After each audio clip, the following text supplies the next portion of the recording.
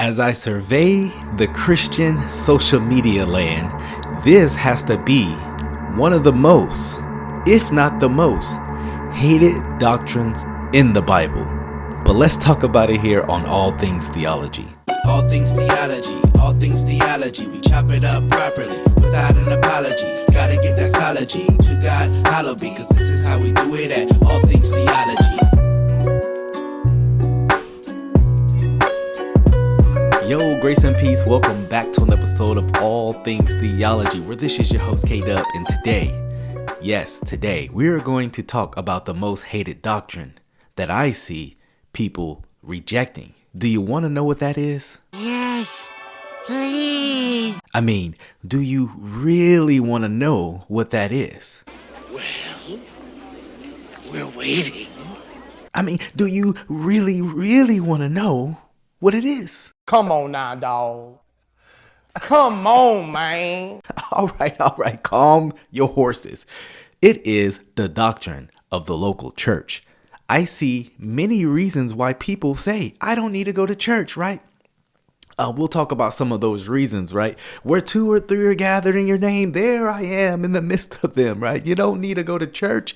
I can watch YouTube. I can watch your videos and benefit more than going to church. And I tell you, unsubscribe if that's you. If that is your thinking. No, you need the church. You need the local church, not just the universal church, but the church where God has placed you for your benefit and growth. Let's talk about a few reasons why people say they don't need the church. A few reasons. I see this very often where people say the church is not the building. And absolutely that is true. The body is more than the stones, the bricks that it was made out of. Sure. So I always tell people, meet outside in 110-degree heat if you like. Obviously, the building serves as a practical reason to escape the elements. But if you want to meet outside, I am all for it. And bear that heat, brother. And bear that cold, sister, right? Yes, the church is not the building, but that is not a reason not to go to the building where the church meets. Hope that helps. Another reason I see people saying they don't need to go to church is because the church doesn't save you. Well, that is also true. But if you use that line of argumentation, you shouldn't be obedient to anything, since we obviously know we're not saved by works. What we're going to see here is there is a continual pattern of people just not wanting to go to church. I think it is rooted in authority issues. People just don't want to be told what to do, submission, accountability for whatever it is. But yes, going to church does not save you. But the saved go to church. How do you like them apples? Last but not least, and we're going to get into this scripture verse, what I see is where two or three are gathered in your name, there I am in the midst of them. So two Christians meet up at Starbucks. Boom, that is church, right? Not so fast, my friends. Let's get into the text. And so the text that people usually cite to reference this, right, is Matthew 18, verse 20, right, where we see where two or three are gathered in my name, there I am among them. And so people use this verse to say, hey, look, I don't need to go to church because I can have church. It's funny, it always ends up being by themselves. But me and my Christian brother, we can come up to church. We can meet at Starbucks. We can hang out on a Zoom call. That's church. Absolutely not, I would say. Though those people are representative of the church in large, the spiritual reality, that is not what the Bible often speaks of when it talks about the church. And I would argue this text actually proves my position. Let's look at this a little closer.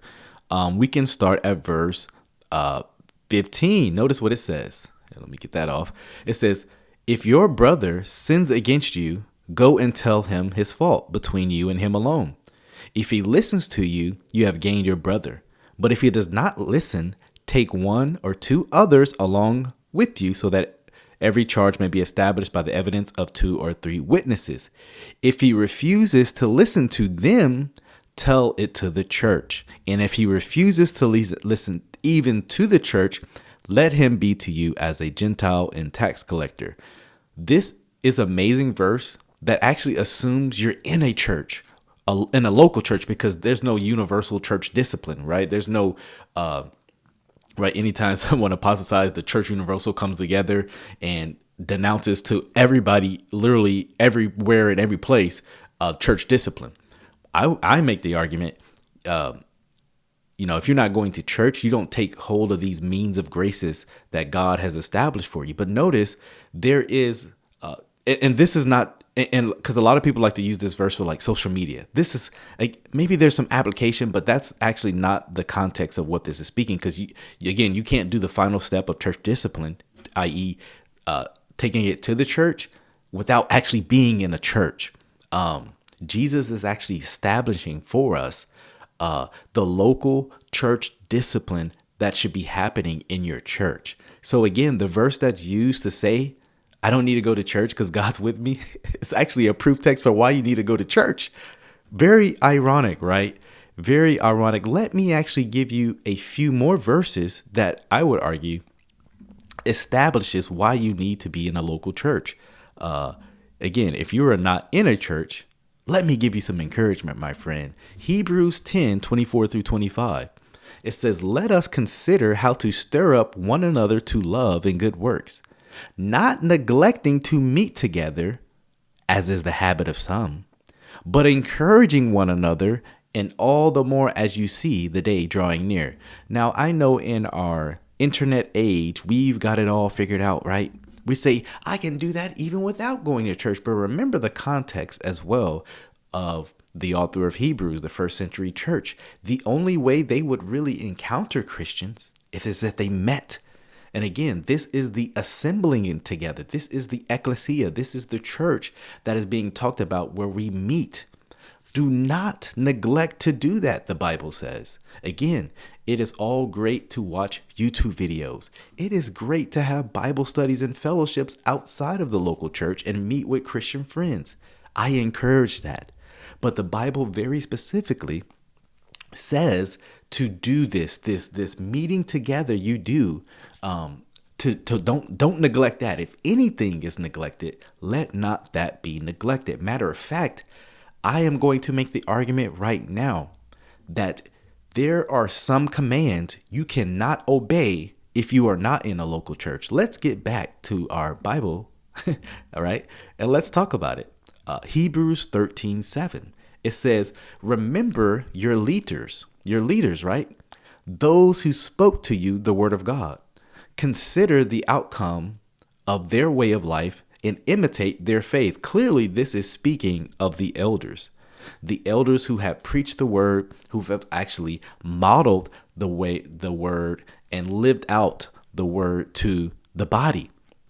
Remember, it's saying, remember those. You say, well, where's the command? Well, hold your horses. Just a little, context. Verse 17 of the same chapter, it says, obey your leaders. So this is the same leaders, the elders of the local church. It says, obey your leaders and submit to them, for they are keeping watch over your soul. So it's not just leaders we've kind of just looked up to, some old man. No, this is in the church context. All right. Because the elders will give an account. The elders are giving an account for our souls. So that's something else important to remember. Again, if you're not in a church, you cannot actually obey your elders. You can't submit to them. You are not obeying this command. Another thing that's important to remember is the pastoral epistles. Remember, God has established order in his church. He's giving us elders, deacons. If you do not have that in the place where you're gathering, you don't actually have a local church. Again, you may have Christians who meet. That's great. I encourage it. Do it, please. But you do not have a local church. The church has order, right? Another thing to consider, man, this was a powerful argument when I thought about it for the first time. The Bible, the New Testament, was largely written to churches. Outside of Philemon, they were all circulated to churches first rather than an individual, right? If you have the anti-church, I don't need to go to the church, I hate this organized religion attitude, you wouldn't have received revelation from God, right? Don't be that person.